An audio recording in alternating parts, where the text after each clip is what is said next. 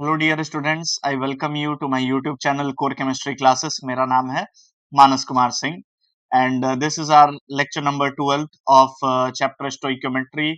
Previous video lecture में हमने questions कर रहा था, कई मेरे ख्याल से 10 के अराउंड क्वेश्चंस होंगे। एक होमवर्क भी था आपके लिए उसमें। और इस वीडियो लेक्चर में we will move onwards to our next topic. Topic का नाम है डेंसिटी।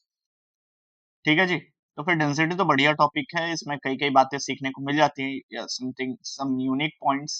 अच्छा, कुछ बातें जो आगे के चैप्टर्स में भी पढ़े जाते हैं, कई केमिकल इक्विलिब्रियम में पढ़े जाते हैं, तो कई गैसियस स्टेट्स में भी पढ़े जाते हैं। That topic I will teach here also. क्योंकि कुछ स्टैंडर्ड बुक्स में क्वेश्चंस इस चैप्टर में भी उन टॉपिक्स के मिलते हैं। मैं किन टॉपिक्स की बात कर रहा हूँ, तो जैसे वेपर डेंसिटी, वेपर डेंसिटी का relation with degree of dissociation, ये कुछ टॉपिक्स होते हैं जो इसमें भी अगर आप स्टैंडर्ड बुक्स के क्वेश्चंस को सॉल्व करोगे तो क्वेश्चंस मिल जाएंगे। और अगर मान लेते हैं आप दूसरे चैप्टर्स की बात कर रहे हैं, अगर केमिकल इक्विलिब्रियम की भी बात कर रहे हैं या गैसियस स्टेट की भी बात कर रहे हैं, तो वहां पर में भी ये सेम टॉपिक मिलता है। तो ऐसा नहीं सोचना है कि मान लेते हैं यहाँ पर लिए तो आगे नहीं पढ़ाएंगे। इन lectures of other chapters as well, I'll teach those topics, I'll repeat those topics for all of you। ठीक है, चलिए तो अब आगे बढ़ते हैं। टॉपिक का नाम है डेंसिटी। डेंसिटी ऐसे डिफाइन किया जाता है दो तरीकों से। एक तो होता है, one is absolute density, one is absolute density. Now what is absolute density? Absolute density होता है mass per unit volume. It is mass per unit volume. यानी कोई सब्सटेंस है, और अगर कोई सब्सटेंस का हम मास जानते हैं तो डेंसिटी आ जाएगा उसका मास डिवाइडेड बाय वॉल्यूम। कई बार इसे एक मोल का मास यानी मोलर मास ऐसे भी लिखा जाता है, कई बार इसे मोलर मास और एक मोल का वॉल्यूम यानी मोलर वॉल्यूम भी लिखा जाता है।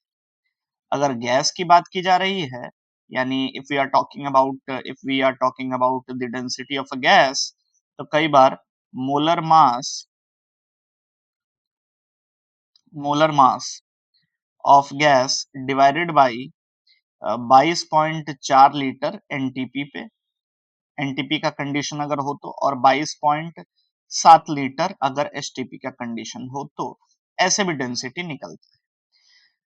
तो ये एब्सोल्यूट डेंसिटी की बात हो रही है। एक और डेंसिटी होता है, there is one more density called relative density. इसे फिलहाल के लिए भी रखते हैं, हम लोग पढ़ेंगे इसे भी, रिलेटिव डेंसिटी को भी पढ़ेंगे। अभी इसको समझते चलते हैं, एब्सोल्यूट डेंसिटी ही समझते हैं। अब अगर यूनिट की बात की जाए तो जो यूनिट में एसआई यूनिट होता है डेंसिटी का, its SI unit is KG per metre cube. It is KG per metre cube. चूंकि मास का जो एसआई यूनिट होगा वो केजी होगा, और वॉल्यूम का जो एसआई यूनिट होगा वो मीटर क्यूब होगा, तो केजी पर मीटर क्यूब। कुछ चीजों की डेंसिटी जो हमें याद रखनी है, इट इंक्लूड्स वाटर का डेंसिटी एट 4 डिग्री सेल्सियस, ये होता है 1000 केजी पर मीटर क्यूब। यानी 1 मीटर का अगर हम एक क्यूब बनाते हैं, मतलब 1 metre height, 1 metre length, 1 metre breadth, और एक क्यूब बनाते हैं, बड़ा सा एक डब्बा बनेगा क्यूब का, तो 1 मीटर का अगर एक क्यूब बनाया जाए तो उस क्यूब के अंदर पानी भरा जाए 4 डिग्री सेल्सियस वाला, और उसे वे किया जाए, मतलब वेट किया जाए, उसका वेट मेजर किया जाए, तो that would be around 1000 KG. तो इसे बोलते हैं 1000 केजी पर मीटर क्यूब। और अगर इसे दूसरे यूनिट्स में कन्वर्ट करें तो ये आता है 1 ग्राम पर सेंटीमीटर क्यूब। यानी अगर 1 सेंटीमीटर का क्यूब बनाया जाए, 1 सेंटीमीटर हाइट लेंथ ब्रेथ का, और उसमें पानी भरा जाए, तो उसका वजन 1 ग्राम। लेकिन पानी कौन सा होना चाहिए? तो 4 डिग्री सेल्सियस वाला होना चाहिए, या फिर 1 ग्राम पर ml होता है, या फिर 1 केजी पर लीटर होता है, या फिर 1 केजी पर डेसीमीटर क्यूब होता है। असल में 1 लीटर और 1 डेसीमीटर क्यूब सेम बातें हैं। ठीक है, चलिए आगे बढ़ते हैं। वाटर जो है ये एनामलस एक्सपेंशन शो करने वाला सॉलिड है। ये एनामलस एक्सपेंशन क्या चीज, ये भी समझ लें। अगर हम लोग नॉर्मल कन्वेंशन की बात करें, नॉर्मल कन्वेंशन की बात करें, तो ये देखा जाता है, कि जो डेंसिटी होता है, सॉलिड का वो सबसे ज्यादा होता है, लिक्विड का उससे कम होता है, और गैस का तो सबसे ही कम होता है। और अगर वॉल्यूम में बात किया जाए, 1 मोल के वॉल्यूम का बात किया जाए, तो सॉलिड में सबसे कम होगा, लिक्विड में थोड़ा ज्यादा होगा और गैस में वॉल्यूम बहुत ही ज्यादा। एग्जाम्पल्स, ऑल मेटल्स, जितने भी मेटल्स होते हैं। लेकिन फिर यही नोटिस किया किया जाता है कि कुछ सब्सटेंसेस हैं जो इस कॉमन बिलीफ के उल्टा चलते हैं, मतलब जिनमें सॉलिड्स का डेंसिटी कम और लिक्विड का ही डेंसिटी ज्यादा हो। अच्छा, गैस का डेंसिटी तो कभी भी ज्यादा नहीं होता है, किसी पर्टिकुलर सब्सटेंस का गैसियस स्टेट में जो डेंसिटी है वो हमेशा उसके लिक्विड और सॉलिड स्टेट की डेंसिटी से कम ही मिलता है अपने को, ठीक है। तो ये क्या हो जाएगा फिर, तो सॉलिड और लिक्विड में जो डेंसिटी ये इनवर्स, ये उल्टा चला गया। ऐसे में अगर वॉल्यूम की बात की जाए तो सॉलिड का वॉल्यूम ज्यादा होगा, लिक्विड का वॉल्यूम कम। तो ये जो एक्सपेंशन है, मतलब ये कि यहाँ जो वॉल्यूम का चेंज है, अगर आप लिक्विड से सॉलिड की ओर जाते हैं, जैसे यहाँ लिक्विड से आप सॉलिड की ओर जाते हैं, तो यहाँ पर में कॉन्ट्रैक्शन आपको देखने को मिल रहा है। लेकिन यहाँ पर में अगर आप लिक्विड से सॉलिड की ओर जाते हैं तो एक्सपेंशन देखने को मिल रहा है, जो ऑपोजिट टू कॉमन बिलीफ है, ये कॉमन ट्रेंड के ऑपोजिट है। तो नाम है इसका एनोमलस एक्सपेंशन। ठीक है जी, चलिए आगे बढ़े। अब आइस जो है इसी का एग्जाम्पल है। जैसे एग्जाम्पल की बात की जाए तो आइस आता है इसका एग्जाम्पल, डायमंड आता है एनोमलस एक्सपेंशन का एग्जाम्पल, एक सिलिकॉन कार्बाइड, इसे कार्बोरेंडम कोरोंडम भी बोलते हैं या कोरोंडम भी बोलते हैं। SiO2, इसे सिलिका भी बोलते हैं, दिस इज कॉल्ड सिलिका। तो ये सारे सब्सटेंसेस हैं जो एनोमलस एक्सपेंशन करते हैं, जिनमें ये चीज देखने को मिलती है। गैस फिर भी हमेशा सबसे कम ही डेंसिटी का सब्सटेंस रहता है, यानी उसका वॉल्यूम बहुत ज्यादा। अब एनोमलस एक्सपेंशन का ही कारण है कि जो वाटर का डेंसिटी हम लोग देखते हैं वो कुछ इस ग्राफ की तरह, इस ग्राफ में ऐसे वेरी करेगा। मान लेते हैं 80 डिग्री सेल्सियस और ये डेंसिटी है, ठीक है। तो ये ग्राफ कुछ इस तरीके से दिखाई, यहाँ जो ये हाईएस्ट डेंसिटी अचीव हुआ है वाटर का, वो 4 डिग्री सेल्सियस पे है, डेंसिटी अपने मैक्सिमम पे है। और यहाँ डेंसिटी है कितना, तो ये है 1 ग्राम पर ml, 1 ग्राम पर cc, 1 ग्राम पर क्या बोले, सेंटीमीटर क्यूब। हाँ, तो 1 ग्राम पर सेंटीमीटर क्यूब, 1 ग्राम पर सेंटीमीटर क्यूब, या फिर 1 kg पर लीटर, या फिर 1000 kg पर मीटर क्यूब। ये सब यूनिट का कन्वर्जन है, यूनिट्स का कन्वर्जन आप समझते हैं कि केजी को ग्राम में बदलना है, मीटर को सेंटीमीटर क्यूब में बदलना है। 1 मीटर क्यूब में 10 के पावर 6 सेंटीमीटर क्यूब, 1 kg में 10 के पावर 3 यानी 1000 ग्राम होते हैं, ठीक है। डन, चलिए आगे बढ़ते हैं। तो ये सारी बातें हैं ये।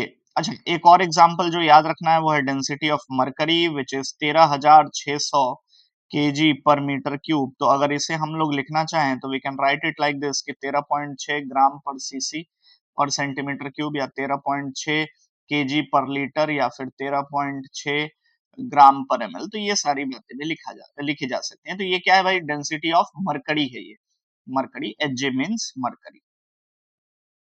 चलिए अब आगे बढ़ेंगे, ठीक है। चलिए ठीक है, सॉरी सॉरी सॉरी, आगे बढ़ते हैं। इसके बाद नाउ टाइप्स ऑफ डेंसिटी में अभी हम लोग डिफाइन कर रहे थे कि there are 2 types of density. एक तो है एब्सोल्यूट डेंसिटी। एब्सोल्यूट डेंसिटी समझ चुके हैं अब हम लोग, ये क्या होता है भाई, तो ये सिंपली मास पर यूनिट वॉल्यूम होता है, यानी जो मैटर के कॉम्पैक्टनेस को रिप्रेजेंट करता है कि मैटर कितना कॉम्पैक्टली अरेंज्ड है। दूसरा जो है, this is relative density. Relative density में बेसिकली हम लोग 3 चीजें पढ़ेंगे। कौन कौन सी चीजें, तो स्पेसिफिक ग्रेविटी। ऐसे तो रिलेटिव डेंसिटी का सिंपल मतलब होता है किसी भी एक सब्सटेंस का डेंसिटी विद रेस्पेक्ट टू किसी दूसरे सब्सटेंस की डेंसिटी। लेकिन हम लोग क्या प्रेफर कर रहे हैं कि कुछ स्पेसिफिक टाइप के रिलेटिव डेंसिटीज का अलग से नाम रख दिए हैं और उन्हीं पे ध्यान दें। जैसे स्पेसिफिक ग्रेविटी, दूसरा density of a gas relative to other gas,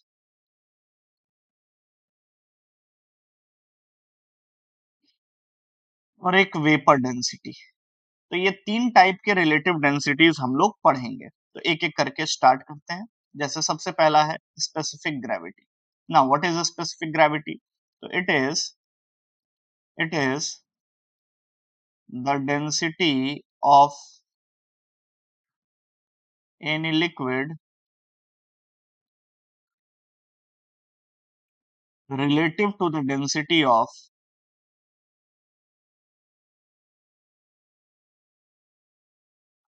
water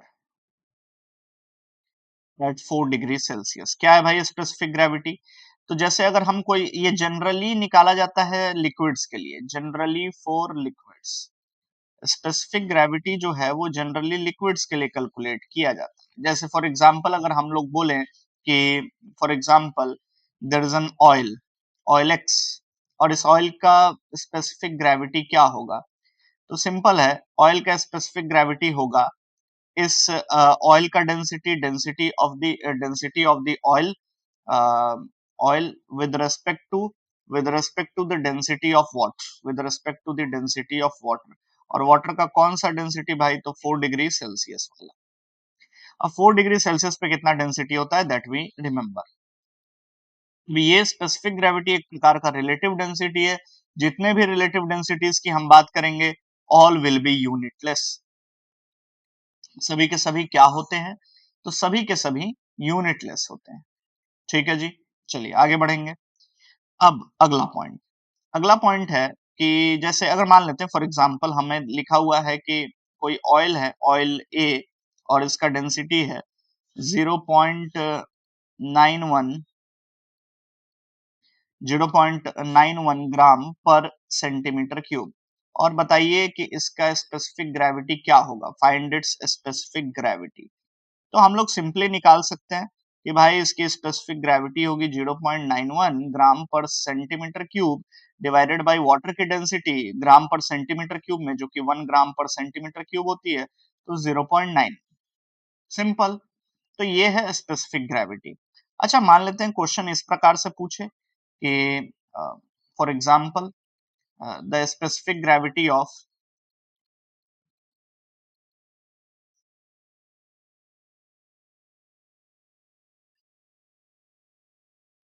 oil X is 1.2, find its density in kg per meter cube। तो कैसे लिखेंगे? तो जैसे स्पेसिफिक ग्रेविटी कितनी है? तो इट इज 1.2। ये कैसे लिख रहे हैं हम लोग? तो ये लिख रहे हैं 1.2 है, ठीक है। ये कैसे भाई 1.2? तो ये होगा डेंसिटी, वो जो भी ऑयल है उसका divided by density of water KG per metre cube में, जो कि होता है 1000 kg पर मीटर क्यूब 4 डिग्री सेल्सियस वाला। तो देयरफॉर डेंसिटी ऑफ ऑयल क्या निकल करके आएगा? ये आएगा 1200 kg पर मीटर क्यूब। ठीक है, तो इस तरीके से we solve such questions related to specific gravity.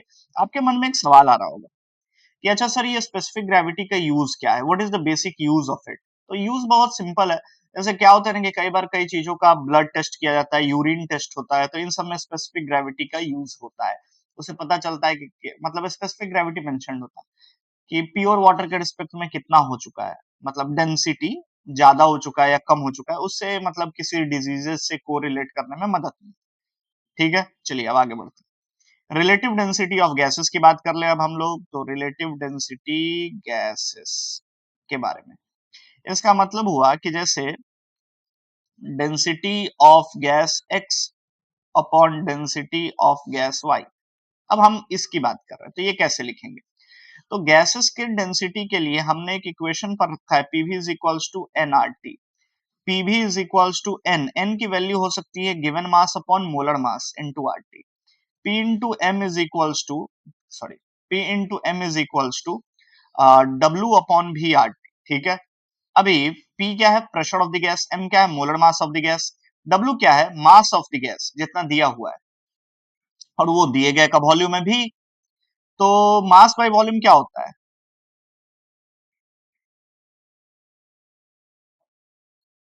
This is density. ये R universal gas constant, T हो गया टेम्परेचर, केल्विन एब्सोल्यूट टेम्परेचर। तो इक्वेशन क्या बन जाएगा? इक्वेशन बन जाएगा therefore Pm is equals to DRT। Pm is equals to DRT, where D is nothing but the density of gas. Gas की density की जहां तक बात है तो गैस की density would be D of gas would be PM by R T. ठीक है जी, चलिए हाँ समझ गए सर। अच्छा एक बात आपको समझ में आनी चाहिए कि अगर सेम प्रेशर और टेम्परेचर पे हम लोग किसी गैस की बात कर रहे हैं at same temperature and pressure, जिस गैस का मोलर मास ज्यादा होगा उसका डेंसिटी ज्यादा होगा। और अगर हम सेम गैस की बात कर रहे हैं एट कांस्टेंट टेम्परेचर, यानी सेम गैस मतलब मोलर मास कांस्टेंट है, टेम्परेचर कांस्टेंट, तो अगर प्रेशर बढ़ाया जाएगा तो वॉल्यूम घटेगा तो डेंसिटी बढ़ेगा। सिमिलरली अगर हम बात करते हैं सेम गैस, एक ही गैस, सेम गैस का मतलब है एक ही गैस, गैसेस को चेंज नहीं कर रहे हैं हम लोग, तो same gas at constant pressure अगर टेम्परेचर बढ़ाया जाएगा तो डेंसिटी घटेगा। सिंस टेम्परेचर बढ़ाने पे चार्ल्स लॉ से हम लोग पढ़े हैं कि वॉल्यूम बढ़ता है इसलिए डेंसिटी घटता है। चलिए ये सारी बातें तो हो गई। अब बात आती है कंपैरिजन के लिए। तो फॉर कंपैरिजन मान लेते हैं हम दो गैसेस का रिलेटिव डेंसिटी निकाल रहे हैं, मतलब ऐसे बोल सकते हैं density of x with respect to density of y, तो ये होगा density of x upon density of y। तो डेंसिटी किस तरीके से लिखा जाएगा, p into molar mass of x by R T divided by p into molar mass of y by R T. तो P R T cancels out, ये क्या आएगा molar mass of x upon molar mass of y। तो ये density क्या आएगा, density of x with respect to density of y क्या आएगा, तो ये सिंपली इनके मोलर मास का रेशियो। हाँ हालांकि ये फॉर्मूला एप्लीकेबल कब है, whenever we are comparing the densities of two gases, two different gases at same temperature and pressure, तो at condition of same temperature and pressure। Clear है यहाँ तक बातें, आई होप आपको ये चीजें समझ में आ रही होंगी। तो we can compare the densities in this manner. ठीक है, आगे बढ़ते हैं। आगे बात करेंगे वेपर डेंसिटी के बारे में। वेपर डेंसिटी भी एक टाइप का रिलेटिव डेंसिटी ही है। ये क्या है भाई, तो वेपर डेंसिटी को डिफाइन करते हैं as it is density of any gas relative to density of hydrogen gas at same temperature and pressure, यानी दोनों के लिए जो टेम्परेचर और प्रेशर का कंडीशन है वो हम लोग सेम ही लेकर के चलते। ठीक बात है। तो जैसे अगर हम लोग डिफाइन करें व्हाट इज वेपर डेंसिटी, तो इट इज द डेंसिटी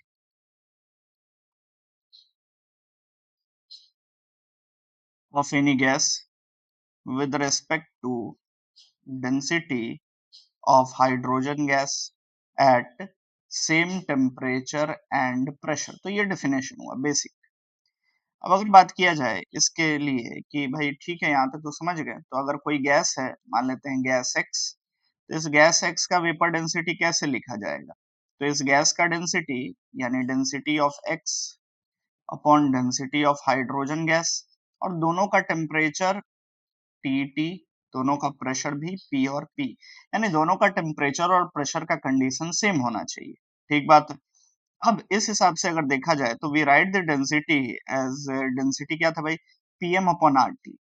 तो वेपर डेंसिटी गैस एक्स का क्या लिखा जाएगा, pressure into molar mass of X by R T divided by, ऐसे ही हाइड्रोजन का लिखा जाएगा P into molar mass of hydrogen gas that is two upon R T, upon R T. ठीक है जी, चलिए आगे बढ़ते हैं। इसके बाद अगर हम लोग बात करें तो ये आ जाएगा कितना, it would be R T and R T cancels out, P and P cancels out, ये आएगा मोलर मास अपॉन टू। यानी वी कैन राइट कि भाई ये जो वेपर डेंसिटी है, this vapour density of gas X is equals to molar mass of gas X by two, यानी molar mass का आधा। और अगर यूनिट की बात की जाए तो इट इज वेल अंडरस्टूड कि भाई ये यूनिटलेस है। क्यों, क्योंकि एक type of relative density and we know that relative density is a unitless term. ठीक है जी, चलिए आगे बढ़ेंगे। अब इसके बाद आगे, अब जैसे हम लोग क्या बात कर रहे हैं कि कोई गैस हो, let us take for example methane. अब मीथेन का वेपर डेंसिटी हमसे पूछे तो क्या होगा, इसके मोलर मास का आधा। मोलर मास कितना है इसका, तो मोलर मास तो है 16, 16/2 8 यूनिटलेस। अगर हम बोलते हैं H2 गैस, तो H2 गैस का वेपर डेंसिटी क्या होगा, तो 1 होगा। अच्छा याद रखेंगे, जो भी गैस रेफरेंस सेट किया गया है, कई बार क्वेश्चन क्रिएट करने के पॉइंट ऑफ व्यू से, जैसे यहाँ हाइड्रोजन के रेफरेंस में ओरिजिनली माना जाता है कि वेपर डेंसिटी मतलब किसी भी गैस का density with respect to density of hydrogen gas. लेकिन क्वेश्चन क्रिएट करने के पॉइंट ऑफ व्यू से क्या किया जाता है कई बार कि हाइड्रोजन की जगह किसी और गैस को रेफरेंस मान लिया जाता है। जैसे ऐसे बोला जाएगा कि density of methane with respect to sorry vapour density of methane if helium is taken as the new reference, तो फिर हीलियम के रिस्पेक्ट में डेंसिटी को मेजर किया जाएगा। या फिर कई बार ऐसा डायरेक्ट ना लिख करके ऐसे लिखा जाएगा। अब एक बात नोट करिएगा कि जो भी गैस रेफरेंस के लिए चुना गया है उसका वेपर डेंसिटी तो 1 ही आने। तो कई बार क्वेश्चन ऐसा भी होता है कि अगर हम मान लेते हैं कि हीलियम का वेपर डेंसिटी 1 है, तो बताइए मीथेन का कितना होगा। तो अगर हीलियम का वेपर डेंसिटी 1 है मतलब हीलियम ही रेफरेंस है, क्योंकि जिसको रेफरेंस चुनेंगे उसको खुद के रेस्पेक्ट में अगर हम लोग डेंसिटी मेजर कर रहे हैं तो ये तो 1 ही आने वाला है। ठीक है जी। तो ऐसे भी क्वेश्चंस होते हैं, तो इस वाले बात को थोड़ा नोट करके याद रख लेंगे कि रेफरेंस का वेपर डेंसिटी 1 होता है। चलिए आगे बढ़ते हैं और एग्जांपल, जैसे जैसे SO2 गैस है, SO2 गैस का वेपर डेंसिटी कितना होगा, तो वेपर डेंसिटी वुड बी 64 का आधा 32। जैसे हम बोलते हैं हीलियम गैस है, हीलियम गैस का वेपर डेंसिटी कितना होगा, तो 2 होना चाहिए। डन है। चलिए अब आगे बढ़ेंगे। So this was vapour density. अब कुछ क्वेश्चन लिया जाए। अच्छा एक बात और जो बहुत इंपॉर्टेंट है कि डेंसिटी जो होता है, डेंसिटी डिपेंड्स ऑन, ये बड़ा इंपॉर्टेंट पॉइंट था, डिपेंड्स ऑन टेम्परेचर प्रेशर। लेकिन जो वेपर डेंसिटी होता है और तीसरा molar mass of the gas, vapour density depends only on, ये सिर्फ एक ही प्रॉपर्टी पे डिपेंड करता है और वो प्रॉपर्टी का नाम क्या है, तो depends on molar mass of the gas. किस पे डिपेंड करता है भाई, molar mass of the gas पे डिपेंड करता है। ये टेम्परेचर और प्रेशर पे डिपेंड नहीं करता है, independent of temperature and pressure.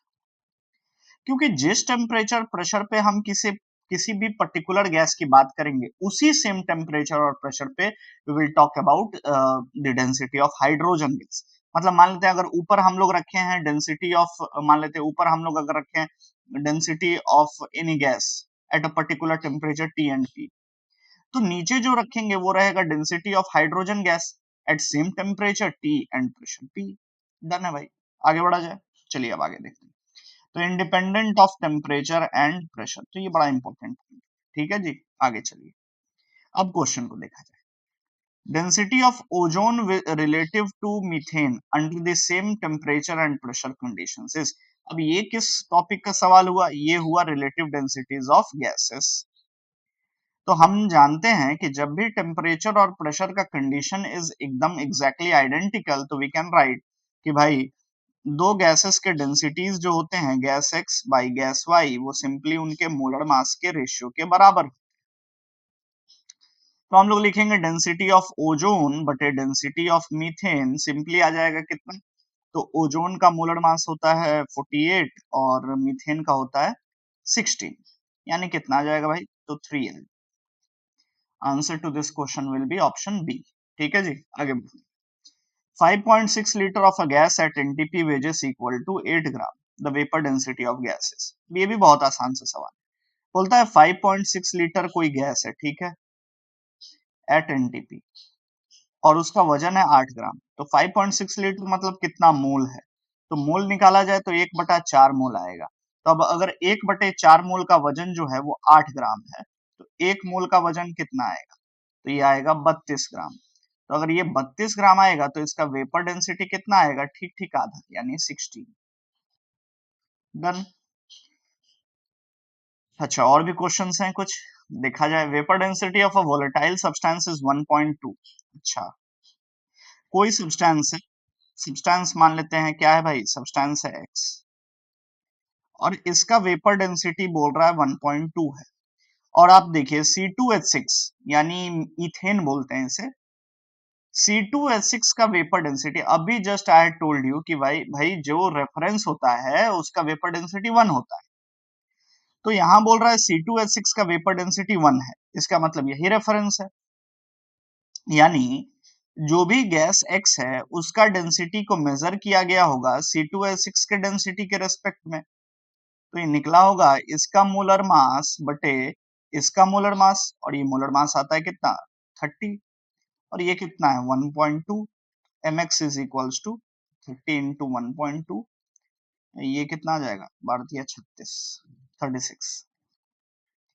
Done है, इजी है एकदम। चलिए आगे बढ़ते हैं अगले सवाल की ओर। How many atoms do mercury vapour molecules consist of if the density of mercury vapour relative to air is 6.92? अच्छा, density of mercury vapour with respect to density of air is 6.92। ठीक है जी, तो ये कैसे लिखेंगे, तो हम लोग लिखेंगे molar mass of mercury vapour divided by molar mass of air जो कि है 29, और ये कितना है 6.92, तो इस हिसाब से मोलर मास कितना आएगा, तो ये मोलर मास आने वाला है 6.92 इंटू 29। वैसे देखिए कि इसको 7 मान लीजिए और इसको 30, तो 7 या 21 210, तो उससे थोड़ा कम है ना, दोनों थोड़ा थोड़ा कम, तो करीब करीब 200 के करीब। और मरकरी का मोलर मास भी होता है 200, मतलब कितने एटम्स है मरकरी के, तो एक ही एटम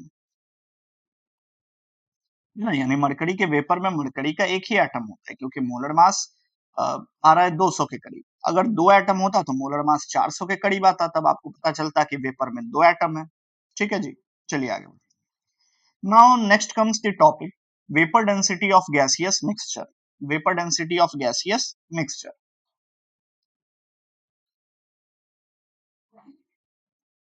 चलिए आगे बढ़ते हैं एक एक करके। Vapour density of gaseous mixture जो होता है, बेसिकली अगर हमारे पास एक कंटेनर हो और इस कंटेनर में एक से ज्यादा गैसेस हो, let us take for example यहाँ गैस ए हो, गैस बी हो और गैस सी हो, यानी तीन गैसेस हो, इसके मोल हो Na, इसके चाहे N1 मान लेते हैं, N1 N2 और N3, इसका molar mass M1, molar mass M2, molar mass M3। ठीक है जी, तो बोलता है कि बताइए इस मिक्सचर का वेपर डेंसिटी क्या होगा, तो हम पढ़ रखे हैं, we have already studied and I have taught it to you, क्या कि एम एवरेज क्या होता है, एवरेज मॉलिक्यूलर मास किसे बोलते हैं। तो हम लोग अब एवरेज मोलर मास निकालेंगे। देखिए एवरेज मोलर मास निकालने का बहुत आसान सा फॉर्मूला होता है, टोटल मास बटे टोटल मोल। ठीक है, टोटल मास बटे टोटल मोल, तो टोटल मास कितना है, m1 मास के n1 मोल्स हैं, तो टोटल मास कितना हो गया m1 into n1। m2 molar mass वाले n2 मोल्स हैं, तो मास कितना हो गया m2 इंटू n2। ऐसे ही m3 into n3 divided by n1 plus n2 plus n3, तो ये आ गया अपना m average, this is m average. और जब भी मिक्सचर का एम एवरेज आप निकाल लेते हैं, तो vapour density is equals to M average upon 2। It is very simple. तो वेपर डेंसिटी ऑफ मिक्सचर क्या होता है जी, तो वेपर डेंसिटी ऑफ मिक्सचर होता है एवरेज मोलर मास का आधा, औसत मोलर मास का आधा। ठीक है, डन। अच्छा एक बात और समझ लें, कई बार क्वेश्चंस में many a times in the question we find many a times instead of moles volumes of the gases are mentioned, gases के volumes mentioned होते हैं। ठीक है, so that is also very easy, वो भी बहुत आसान होता है। कई बार क्या होता है कि वॉल्यूम में गैसेस के मतलब मोल्स की जगह वॉल्यूम मेंशन्ड होता है, जैसे यहाँ N1 मोल बताया ना मैंने, तो उसकी जगह होगा 2 लीटर, फिर 3 लीटर या 4 लीटर, इस तरीके से वॉल्यूम्स होगा। तो there is no problem in it कि volume is directly proportional to mole, तो क्या है जिसका मोल ज्यादा होगा उसी का वॉल्यूम भी ज्यादा होगा। तो in place of mole we can also use volume. ये जो फॉर्मूला है ना, इस फॉर्मूले में वॉल्यूम को भी यूज कर सकते हैं, डिवाइडेड बाई टोटल वॉल्यूम।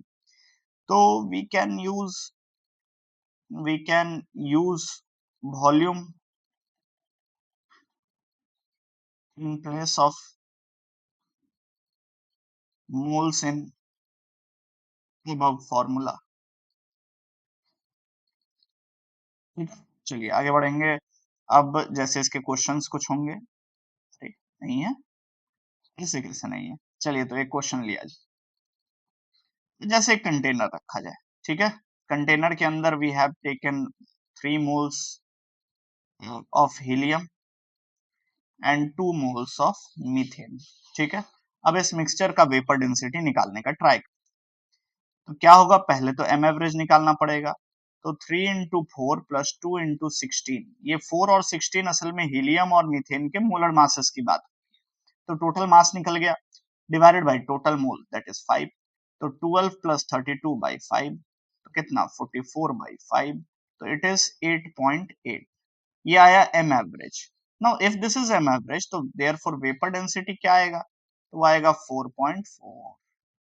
चलिए आगे बढ़े, ये आएगा 4.4। Next comes degree of dissociation, ठीक है। अब डिग्री ऑफ डिसोसिएशन की जहां तक बात है, तो degree of dissociation is basically क्या है। अच्छा, ये डिग्री ऑफ डिसोसिएशन पढ़ना क्यों है, ये टॉपिक है क्यों, ये अभी आपको समझ में आएगा। एक टॉपिक है डिग्री ऑफ डिसोसिएशन, चलिए इसको डील। डिग्री ऑफ डिसोसिएशन को डिफाइन करते हैं, it is the number of moles that dissociates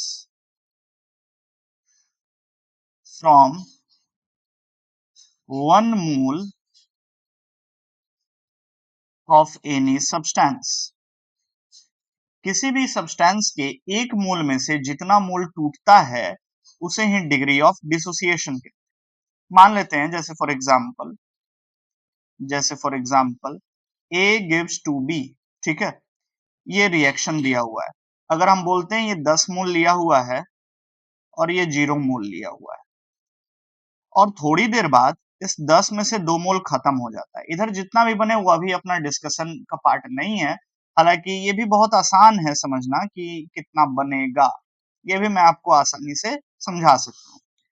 क्या है कि एक मोल मोल एनालिसिस होता है, वो I will be teaching you this thing थोड़ी देर बाद ये पढ़ाऊंगा मैं स्टोइकोमेट्री वाले पोर्शन में।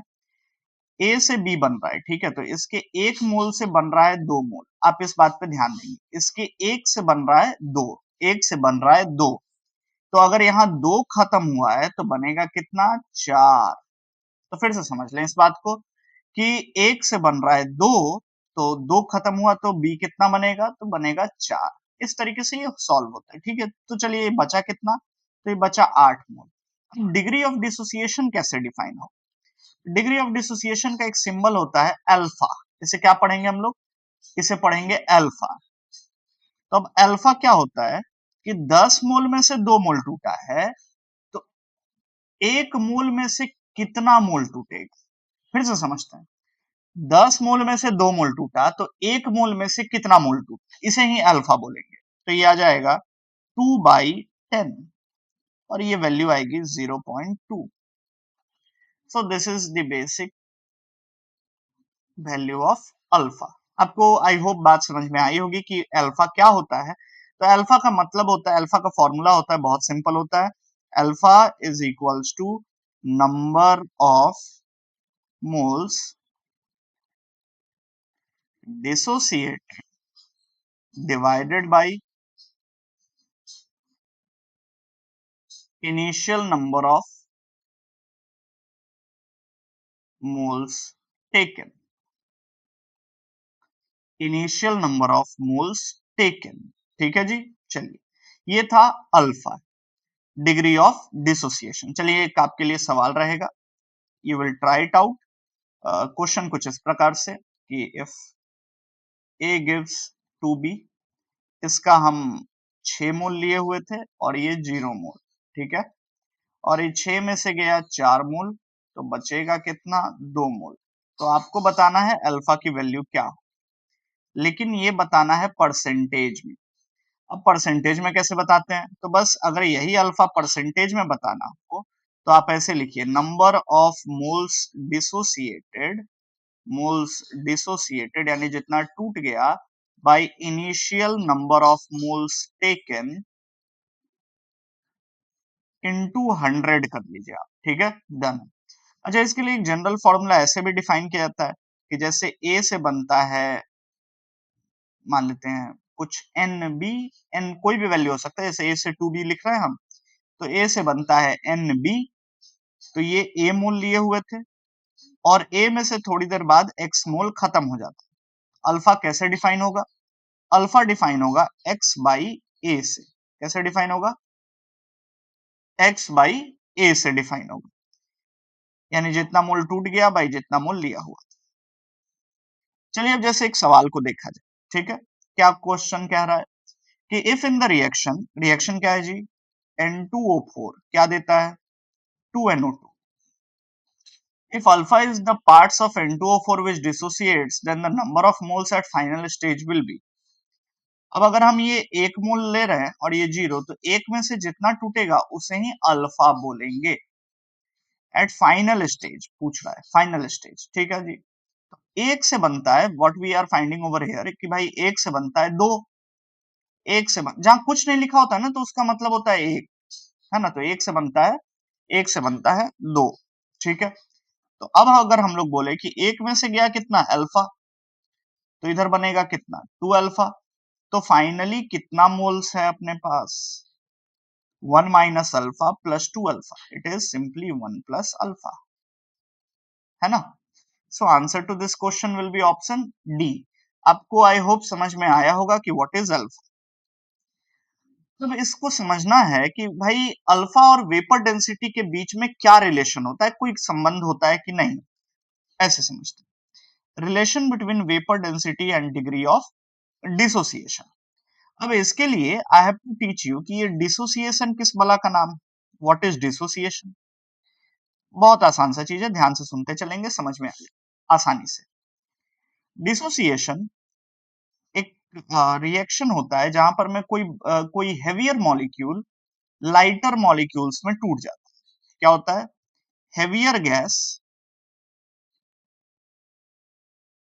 क्या होता है, लाइटर गैस में टूट जाता है। हेवियर गैस लाइटर गैस में टूट जाता है। याद रखेंगे ये जो हेवियर गैस है, इधर नंबर ऑफ पार्टिकल्स कम होंगे, यानी इधर number of particles would be less, और जबकि इधर नंबर ऑफ पार्टिकल्स जो है वो ज्यादा। अच्छा, इसे कई बार ऐसे भी दिखाया जाता है कि A गिव्स NB।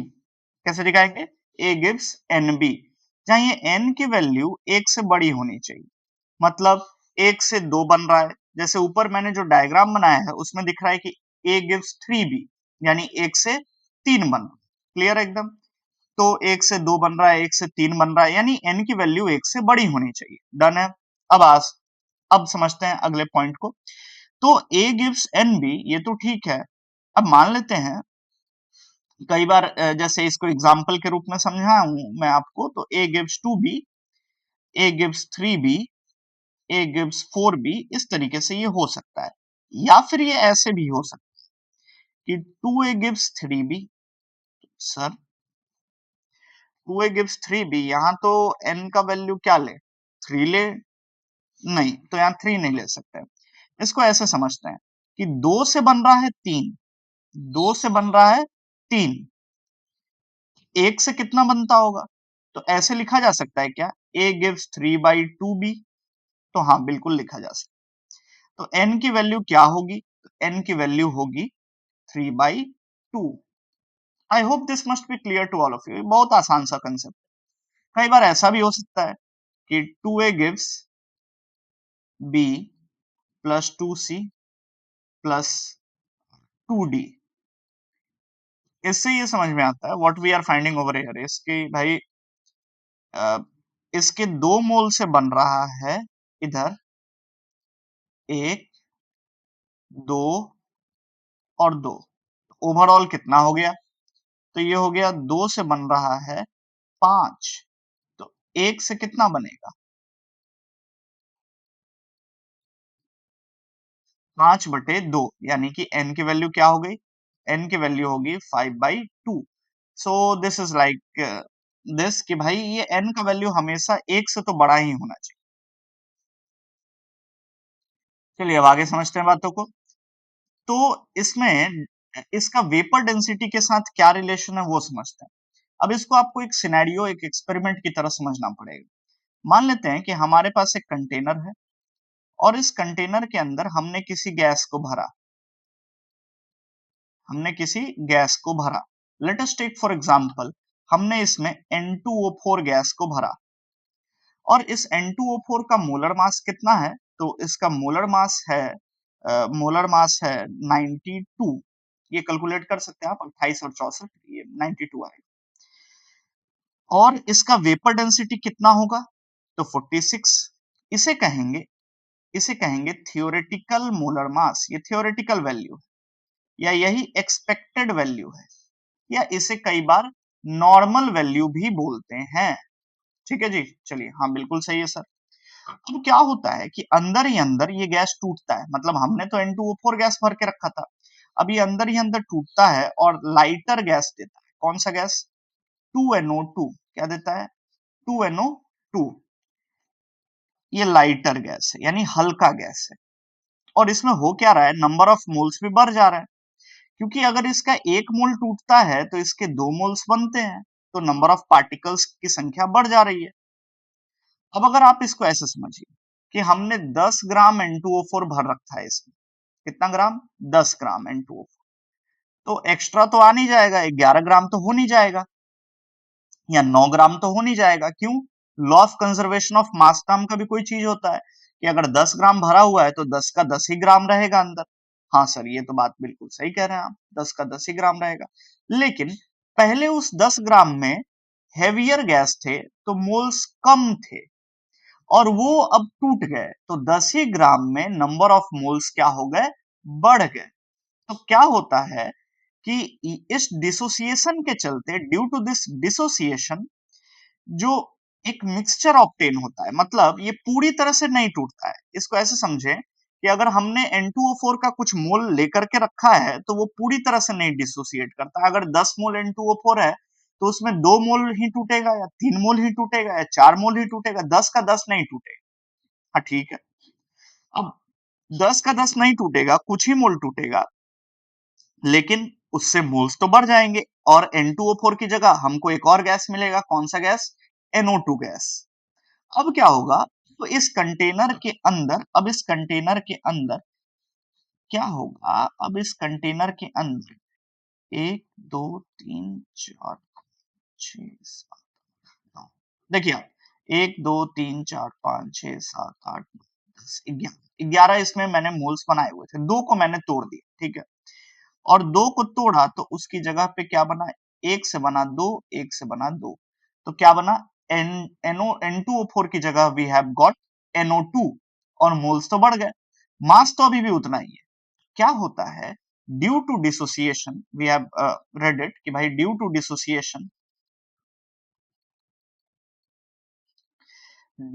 डिसोसिएशन जो नंबर ऑफ मोल्स होते हैं वो बढ़ जाते हैं, जिस चलते एक मिक्सचर ऑब्टेन होता है। अ गैसियस मिक्सचर इज ऑब्टेन्ड। एक गैसियस मिक्सचर ऑब्टेन होता है जहां दो गैसेस होते हैं, मिक्सचर इज ऑब्टेन्ड। और आप सीखिए इस बात को कि हाँ भाई, गैसियस मिक्सचर तो ऑब्टेन होता है, वो तो एक बात है ही साथ लाइटर गैस के बनने के चलते, हेवियर से लाइटर गैस बनने के चलते, जो मिक्सचर होता है उसका औसत मोलर मास कम दिखाई पड़ता है। यानी हम लोग ऐसे बोलेंगे, मोलर मास जो हम गैस भरे थे, यानी M थियोरेटिकल, वो ज्यादा होगा, और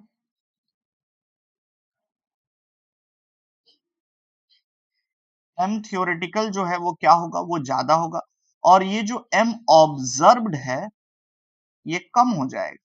क्यों? क्योंकि डिसोसिएशन का फिनोमेना हैज टेकन प्लेस, तो थियोरेटिकल मोलर मास ज्यादा था और लाइटर गैसेस में टूटने के चलते ऑब्जर्व्ड मोलर मास कम हो गया। आई होप कि आपको चीजें समझ में आई होंगी। अगर नहीं भी आई हैं तो I am taking one more example. देखिए एक और एग्जांपल मान लेते हैं कि हमारे पास 3 बॉल हैं 8 केजी, 8 केजी और 8 केजी। तो सॉरी 8 केजी, 8 केजी और 8 केजी के, तो एम एवरेज कितना होगा? तो एम एवरेज भी 8 केजी ही होगा। लेकिन अब इसमें से एक बॉल टूट जाए, ठीक है, और क्या बन जाए 4 केजी और 4 केजी और एक 8 केजी और 8 केजी। अब अगर मैं आपसे पूछूं कि एम एवरेज क्या है, औसत मोलर मास क्या है, तो आप बोलिएगा भाई 4 बॉल है ना अब तो, और टोटल मास कितना है जितना पहले था 24, तो 24/4 यानी 6 केजी। तो ये जब भी कोई गैस डिसोसिएट करता है, हेवियर गैस लाइटर गैसेस में डिसोसिएट करता है, तो जो औसत मोलर मास होता है दैट डिक्रीजेस। सिंपल। अब आप समझिए इस चीज को कि हम लोग इसको वेपर डेंसिटी से कैसे लिंक कर। तो मान लेते हैं कंटेनर के अंदर हमने ए गैस रखा है, तो ए का एक मोलर मास होगा और एक वेपर डेंसिटी होगा। तो जो मोलर मास होगा उसे हम लोग कहेंगे एम थियोरेटिकल, और जो वेपर डेंसिटी होगा उसके कोरस्पॉन्डिंग वो कहेंगे D, capital D, theoretical vapour density, जो होगा एम थियोरेटिकल का आधा। अब ये गैस अगर टूट जाता है, किसमें टूटता है? एन बी गैस में। तो अब एक मिक्सचर ऑब्टेन होगा, यानी फाइनली क्या मिलेगा? फाइनली एक मिक्सचर ऑब्टेन होगा जिसमें ए गैस भी होगा और बी गैस भी होगा, और इस मिक्सचर का जो मोलर मास होगा, एवरेज मोलर मास, उसे कहेंगे एम ऑब्जर्व्ड, और इसका आधा कहलाएगा ऑब्जर्व्ड या experimental vapour density, observed vapour density. और ये क्या आएगा? एम एवरेज का आधा, और ये एम एवरेज क्या है? ये है एम ऑब्जर्व्ड का आधा। अब आप इसको ऐसे समझिए कि कितना टूटा है, इसका और वेपर डेंसिटी का आपस में रिलेशन होता है। कैसे? जैसे इसको ऐसे समझा जाए कि A gas gives N B gas. शुरू में मैंने लिया 1 मोल और ये था 0 मोल, ठीक है। तो टोटल मास कितना था? तो ये ए गैस अगर मैंने भरा था तो I know the molar mass of it, तो एम थियोरेटिकल इंटू 1 ये मास था, ठीक है, मास बिफोर रिएक्शन। अब देखिए फाइनली क्या हुआ, एक में से कितना टूटा? तो अल्फा टूटा। यही होता है ना डिग्री ऑफ डिसोसिएशन, कि फाइनली एक मोल में से जितना मोल टूट जाता है दैट इज कॉल्ड अल्फा। तो एक में से कितना टूटा? तो अल्फा टूटा। तो इधर कितना बनेगा? एक से बनता है एन, तो अल्फा टूटने पे बनेगा, आई होप आपको समझ में आया होगा, एन अल्फा, ठीक है। और यहां दो गैसेस हैं, एक तो ए और दूसरा बी, ठीक है। तो अब इनके बीच एक तो ए और दूसरा बी, ठीक है जी। हाँ बिल्कुल सर सही है। तो अब अगर बात करूं मैं कि इस मिक्सचर का मोलर मास क्या होगा, तो उसे बोलेंगे एम ऑब्जर्व्ड। क्या बोलेंगे? M observed. और ये मोलर मास है, तो मिक्सचर में टोटल मोल कितने हैं? तो मोल है 1 minus alpha plus n alpha. तो ये है मास आफ्टर रिएक्शन, ये है मास बिफोर रिएक्शन, दोनों तो बराबर होने चाहिए। हाँ बिल्कुल सर, क्यों बराबर होने चाहिए? तो law of conservation of mass के हिसाब से। अच्छा इसको थोड़ा अरेंज करके लिखते हैं, तो 1 plus n alpha minus alpha, ठीक है। तो M theoretical by M observed minus 1 is equals to alpha, अगर अल्फा कॉमन ले लें तो ये क्या आ जाएगा? N minus 1। ये क्या आ जाएगा? N minus 1। अब देखिए आप कि ये आ जा रहा है कितना? m theoretical minus m observed divided by m observed into n minus 1, यही है alpha. So this is the basic value of alpha, और ये अल्फा क्या है? Degree of dissociation. अच्छा अगर हम ऐसा करें कि ऊपर भी हाफ से मल्टीप्लाई कर दे और नीचे भी हाफ से मल्टीप्लाई कर, तो क्या आएगा? Half into M theoretical minus M observe by half into M observed into N minus 1। तो ये देखिए एम थियोरेटिकल बाई 2, इसे कहेंगे theoretical vapour density, this is called theoretical vapour density. और small D observed vapour density. तो ये आ जाएगा, अल्फा का फॉर्मूला एक और मिलेगा हम लोगों को, अल्फा का एक फॉर्मूला और मिला, क्या मिला, ये आ जाएगा theoretical vapour density minus observed vapour density bye observed vapour density into n minus one. तो हमारे पास जो अल्फा का फाइनली फॉर्मूलाज है वो दो फॉर्मूलाज है। इसको मैं कंक्लूजन के रूप में यहाँ पे मैं लिख लेता हूँ। अल्फा यानी डिग्री ऑफ डिसोसिएशन का हमारे पास फॉर्मूला है d minus D by D into N minus one. इस फॉर्मूले को बहुत अच्छे से याद कर लीजिए। You will find this formula in 2 more chapters. आपको 2 और चैप्टर्स में ये फॉर्मूलाज मिलेंगे, ठीक बात है। तो काफी अच्छा formula, d minus D by D into N minus one, जहां d है theoretical vapour density. Theoretical vapour density क्या होता है, तो आपने जो भी गैस भर करके रखा है आपको उसका मोलर मास तो पता है, उसी मोलर मास का आधा। और डी स्मॉल डी क्या है, ऑब्जर्व्ड वेपर डेंसिटी। ये क्या होता है सर, अब अरे भाई ऑब्जर्व्ड वेपर डेंसिटी है जब फाइनल स्टेज आया और एक मोल में से अल्फा टूट गया, कुछ बना इधर प्रोडक्ट, तो क्या हो रहा है कि एक मिक्सचर ऑब्टेन हो जा रहा है, उस मिक्सचर का एक थियोरेटिकल मोलर मास आ रहा है ना, और उस सॉरी ऑब्जर्व्ड मोलर मास आ रहा है, या एक्सपेरिमेंटल मोलर मास आ रहा है, और उस एक्सपेरिमेंटल मोलर मास का आधा ऑब्जर्व्ड वेपर डेंसिटी है। डन। अच्छा, इसको एक आध फॉर्मूले से क्वेश्चन से डील करते हैं तो आपको और बेहतर समझ में आएगा। जैसे एक क्वेश्चन दिया हुआ है, देखिए यहाँ, A gas gives B gas plus C gas plus D gas, मतलब एक मोल में से कितना मोल बन रहा है, एक से बन रहा है B plus C plus D, यानी एक से बन रहा है कितना, 3। तो याद करिए जरा, कंपेयर करते चलें, ए गिव्स एन बी, तो एन क्या था, एक से कितना बन रहा है ना, एक से A gives 2b, A gives 3b, A gives 4b, इस तरीके से था।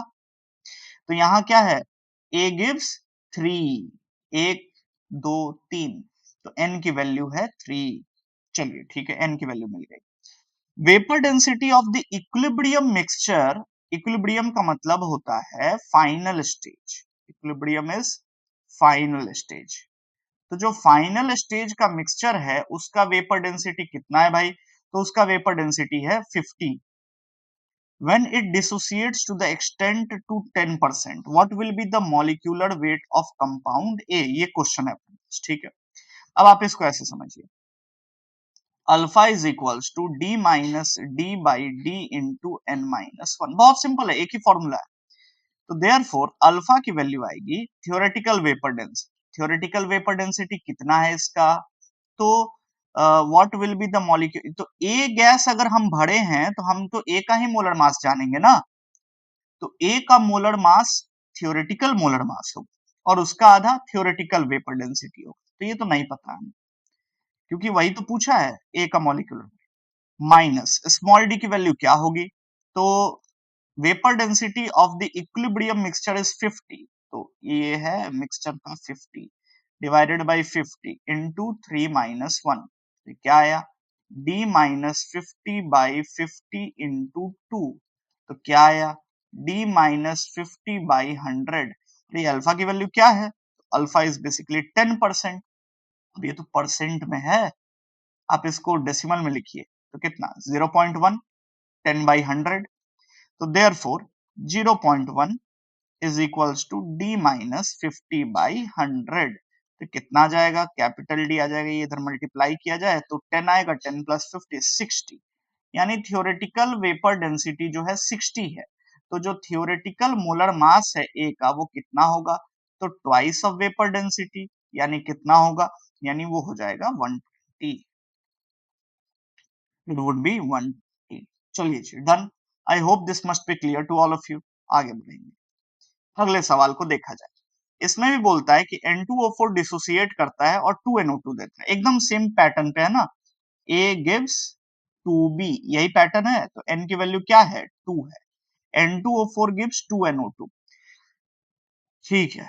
एट ये कंडीशंस क्या क्या दिए हुए हैं, तो at 273 kelvin and 2 atm pressure the equilibrium mixture has a density, equilibrium again याद है क्या, final stage, equilibrium is basically the final stage. तो फाइनल स्टेज पे वेपर डेंसिटी की वैल्यू है 41, तो what will be the degree of dissociation. अब एक बात समझिए, यहाँ प्रेशर से कोई फर्क पड़ने वाला नहीं है, टेम्परेचर से कोई फर्क पड़ने वाला नहीं है, मतलब अपने फॉर्मूला पे और क्वेश्चन सॉल्व करने के स्ट्रेटेजी पे कोई फर्क पड़ने वाला नहीं है, ठीक है। अल्फा का फॉर्मूला है D minus D by D into N minus one. और जब मैं आपको बोल रहा हूं आप इस बात को मानिए, ये बहुत ही अच्छे क्वेश्चंस हैं, ये क्वेश्चंस पूछे गए हैं, पूछे जाते हैं, फ्रीक्वेंटली आस्क्ड टॉपिक्स। और ये वाला टॉपिक जो अल्फा मैंने आपको सिखाया, डिग्री ऑफ डिसोसिएशन और इसका रिलेशन वेपर डेंसिटी के साथ, ये मतलब हाईली आस्क्ड टॉपिक, ठीक है। और आपको दो जगह और मिलता है, एक गैसियस स्टेट चैप्टर में और एक केमिकल इक्विलिब्रियम, ठीक है। चलिए अब आगे बढ़ते हैं। तो यहां बोल रहा है इक्विलिब्रियम मिक्सचर, यानी इसकी वेपर डेंसिटी है 41 और the equilibrium mixture has a vapor, what will be the degree of dissociation? theoretical vapor density क्या होगा? अगर आप रिएक्शन देख रहे हैं तो आपको समझ में आना चाहिए कि आपने ये गैस चुना था N2O4 and you had filled the container with this gas, तो इसका मोलर मास तो 92 होता है, तो वेपर डेंसिटी यही है m theoretical, तो वेपर डेंसिटी क्या होना चाहिए फिर?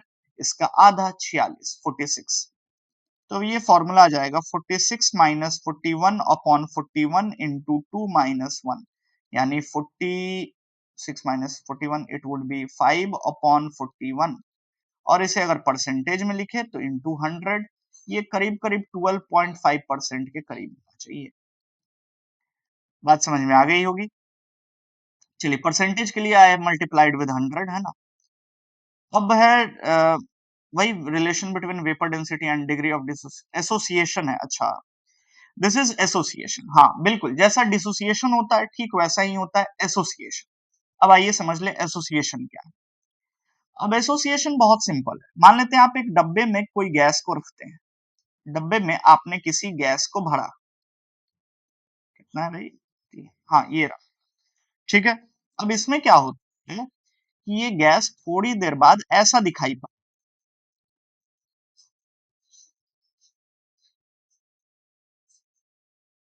मतलब आप ये समझिए कि ये दोनों ने पेयर बना लिया, ये दोनों ने पेयर बना लिया, यानी क्या हुआ, ये जुड़ गए, ये जुड़ गए, तो ये जुड़ने को एसोसिएशन बोलते हैं। ये कुछ ऐसा दिखता है कि जैसे ये दो है और ये दो में से, ये मान लेते हैं दो हैं और ये दोनों क्या हुए, ये दोनों आपस में जुड़ के associate, this is called association.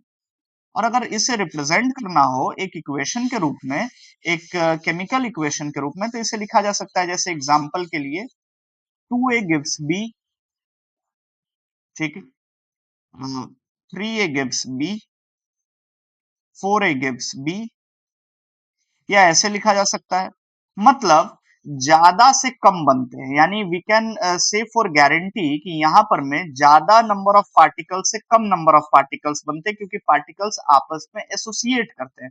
Associate करने का सीधा अर्थ है जुड़ते हैं आपस में। अब इसको ऐसे समझें कि इसे ऐसे भी लिखा जा सकता है XA gives B, ठीक है, जहां ये x की value should be greater than 1, ये कंसेप्ट है, इंपॉर्टेंट। अच्छा ठीक है सर, तो ये एक्स ए गिव्स बी, तो आपने अगर ए गैस भर करके रखा था और उसके एक्स पार्टिकल्स आपस में जुड़ करके बी गैस में बदल जा रहे हैं, तो आपको एक बात जो समझ में आनी चाहिए कि जाहिर सी बात है कि it is very much clear कि जो ए का मोलर मास होगा उससे ज्यादा होगा बी का मोलर मास, क्योंकि बी बन रहा है ए के कई पार्टिकल्स के आपस में, ए के कई पार्टिकल्स जब आपस में जुड़ जा रहे हैं तब जाकर के बी का फॉर्मेशन हो। I hope this must be clear to all of you, ठीक है। ये तो आपको क्लियर होना चाहिए, क्या बोल रहा हूं मैं कि ए के कई पार्टिकल्स आपस में जुड़ करके बी के पार्टिकल्स का फॉर्मेशन कर रहे हैं। हाँ ठीक है सर, तो यहां अगर एन डिफाइन करना हो, एन याद है क्या था, N, A gives N B, N को डिफाइन किए थे कि एक से जितना बन जाए वो एन है, मतलब ए से 2b, ए से 3b, ए से 4b, है ना। तो चलिए अब वही फॉर्मूला हम लोग काम में लेंगे। यहाँ एक बात आपको समझ में आनी चाहिए कि आपने ए गैस रखा है तो इसका मास थियोरेटिकल मोलर मास होगा, और जो मिक्सचर ऑब्टेन होगा उस मिक्सचर का एम एवरेज, जिसे कहेंगे हम लोग एम ऑब्जर्व्ड, उसकी वैल्यू ज्यादा होगी। इस हिसाब से क्यों, क्योंकि पार्टिकल्स आपस में जुड़ रहे हैं तो गैसेस भारी हो रहे हैं, तो एम एवरेज यानी थियोरेटिकल मोलर मास की वैल्यू भी आस्ते आस्ते बढ़ेगी। डन है। अब अगर इसी फंडे को और ध्यान से समझें तो एक बात और समझ में आएगा कि यहां पर में जो थियोरेटिकल वेपर डेंसिटी है वो कम होगा और ऑब्जर्व्ड वेपर डेंसिटी ज्यादा हो, यानी capital D would be less, small D would be more. ठीक है, अब आगे समझिए फॉर्मूला क्या है अल्फा के लिए। वही फॉर्मूला है D minus D by D into N minus. बस एक बात आपको समझनी है कि इसे डिग्री ऑफ एसोसिएशन कहेंगे यहां पर, डिग्री ऑफ एसोसिएशन। ठीक है, और ये दो बातें यहां ये भी इंपॉर्टेंट है, ये भी। अच्छा, N is very very important. N क्या है? एन को डिफाइन करते हैं नंबर ऑफ मोल्स या पार्टिकल्स बोलते हैं, पार्टिकल्स जो इक्वेशन में दिख रहे हैं, इन इक्वेशन। तो number of moles formed from 1 mole of any substance, 1 mole of any substance। ठीक है, एक मोल किसी भी सब्सटेंस से जितने नंबर ऑफ पार्टिकल्स बन रहे हैं उसे ही हम लोग एन डिफाइन कर रहे हैं। ठीक है, तो अगर इसको ऐसे समझें कि मान लेते हैं 2a gives b, तो यहाँ n की वैल्यू क्या होगी? तो 2 से बन रहा है एक, तो n विल बी 1/2। 3 से बन रहा है एक, तो n विल बी 1/3। 4 से बन रहा है एक, तो n विल बी 1/4। क्लियर है एकदम? अब आप इसको ऐसे समझिए, सॉरी, अब आप इसको ऐसे समझिए कि ये n की वैल्यू जो है वो हमेशा, अगर यहाँ x से बन रहा है 1, तो n डिफाइन हो सकता है 1/x, और ये 1/x हमेशा एक से छोटा नंबर है, तो 1/x माइनस 1 ये नेगेटिव आने वाला है। और वैसे ही d जो है कैपिटल डी वो स्मॉल डी के मुकाबले छोटा है, तो ये भी नेगेटिव आने। तो चिंता की बात नहीं, ये दोनों कैंसिल आउट हो जाएंगे। चलिए एक दो एग्जांपल देखते हैं। जैसे when acetylene is passed through red hot metal tube, some molecules trimerize। ट्राइमराइज का मतलब होता है तीन जुड़ के एक हो गए। तो एसिटाइलिन किसे बोलते हैं? C2H2। तो C2H2 को जब आयरन के रेड हॉट ट्यूब से पास करवाते हैं तो 3 से बनता है एक। ये क्या बनता है पता है आपको? Benzene, C6H6। अच्छा, लिखा भी हुआ है नथिंग दैट इंटरेस्टिंग, लिखा हुआ है, लिखा हुआ है। चलिए, the molecular mass of the gaseous mixture. अब ये पूरी तरह से तो नहीं जुड़ता होगा। Molecular mass of the gaseous mixture when acetylene is pass to the tube is 60, यानी मिक्सचर का मोलर मास है 60। ठीक है, तो मिक्सचर का वेपर डेंसिटी कितना होगा? और मिक्सचर के वेपर डेंसिटी को वी हैव टू रिमेंबर कि जब मिक्सचर का वेपर डेंसिटी होता था उसको हम लोग बोलते थे ऑब्जर्व्ड वेपर डेंसिटी, और वही दिया हुआ है मिक्सचर का मोलर मास यानी ऑब्जर्व्ड मोलर मास। तो 60 का आधा यानी 30 होगा स्मॉल डी। डन है। तो द डिग्री ऑफ प्राइमराइजेशन क्या होगा, है ना, एसोसिएशन है ये, alpha is equals to D minus D by D into N minus 1, ये फॉर्मूला। अब आप देखिए थियोरेटिकली आपके पास गैस कौन सा था कंटेनर के अंदर?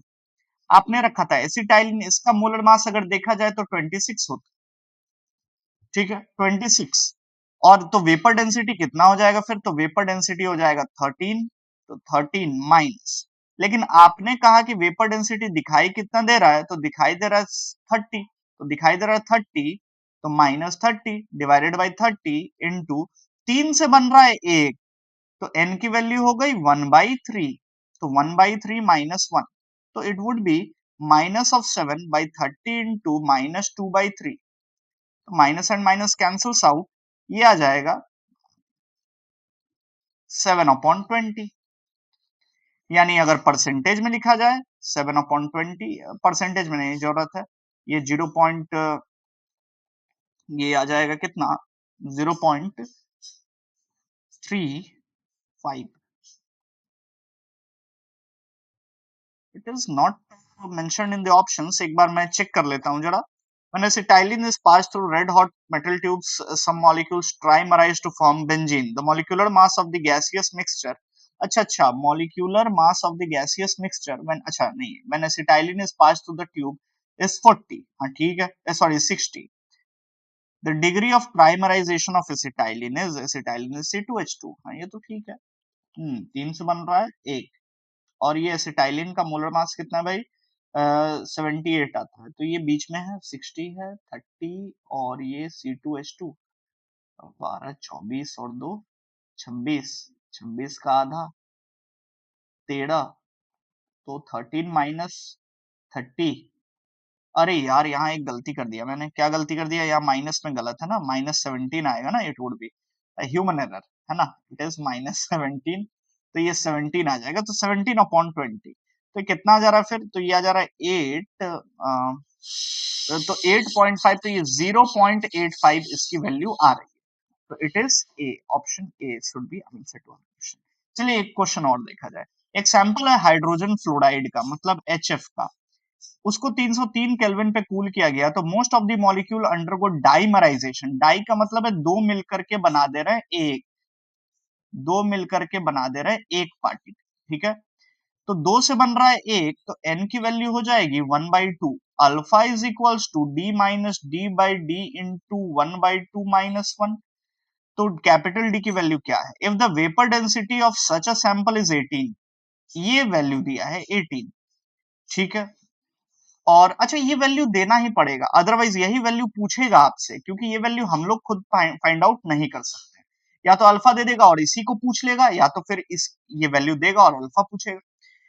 तो what percent of total molecule in the sample are in dimer form, ये सवाल है, तो आप इसको ऐसे समझिए कि अल्फा की वैल्यू क्या आ रही है, तो ये HF का मोलर मास है, फ्लोरीन का मोलर मास 19 और एक 20, तो 20/2 10, 10 माइनस 18/18 इंटू -1/2, तो ये आ जा रहा है -8/-9, तो 8/9.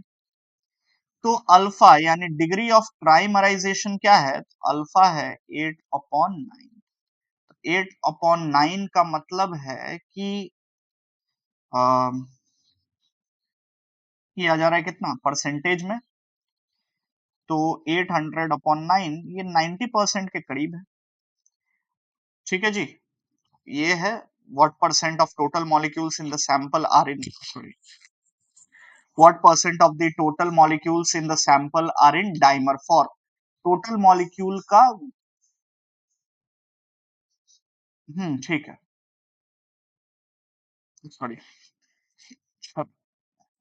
what percentage of the total molecules in the sample are in dimer form, हाँ, so this would be our answer कि अगर अपने पास जितने भी सैंपल मॉलिक्यूल्स हैं उसका इतना जो है 1 माइनस अल्फा, यानी कि अगर मैं बात करूं 2HF, ये मिलकर के HF2 दे दे रहा है, ये डाइमर है, यानी दो मोनोमर मिलके एक डाइमर बना रहे हैं, तो एक में से अल्फा जाएगा, तो इधर अल्फा/2 बनेगा, ठीक है. तो कितने मॉलिक्यूल जो हैं, अब टोटल तो है हमारे पास कितना, अगर टोटल की मैं बात कर लूं तो टोटल आ जाएगा 1 माइनस अल्फा प्लस अल्फा/2, टोटल मॉलिक्यूल्स जो हैं वो हैं 1 माइनस अल्फा/2, यानी ठीक है 1 माइनस अल्फा/2, और इस टोटल में से जो डाइमर के फॉर्म में है वो है अल्फा/2, तो ये आ जाएगा, अल्फा है 800/9, तो 400/9 minus divided by 1 minus 400/9, just a second.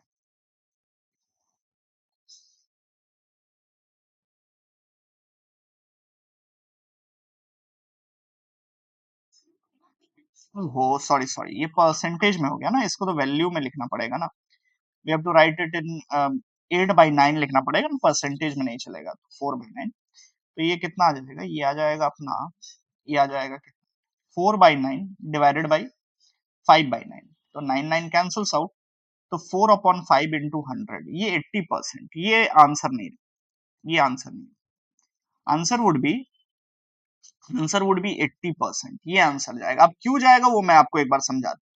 असल में क्या है कि जैसे HF के मॉलिक्यूल्स को मैंने माना कि कितने मॉलिक्यूल्स लिए हुए थे, तो 1 मोल, तो एक में से गया अल्फा, तो इधर कितना बनेगा, दो से बन रहा है एक, तो अल्फा टूटा तो बनेगा 2 से बन रहा है 1, मतलब आप समझिए आधा बन रहा है, तो अल्फा टूटा तो कितना बनेगा, अल्फा बाई 2 बनेगा।